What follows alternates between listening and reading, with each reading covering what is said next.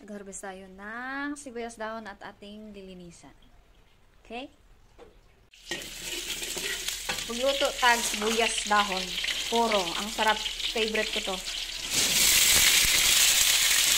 Ako naming nahugas.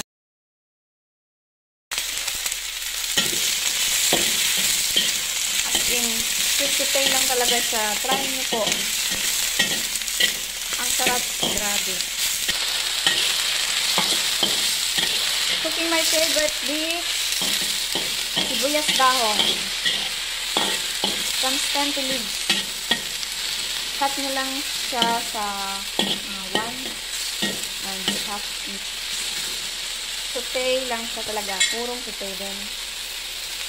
Big saute lang. Yan, tikman na natin. Dapat hindi ma-overcook ha. Crunchy lang.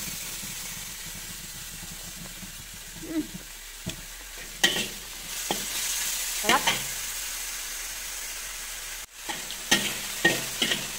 Ayan, pwede lang siyang hanguin. Okay? Look at that. Kung gano'n kaganda at masarap talaga. Garantisadong masarap. Kain tayo.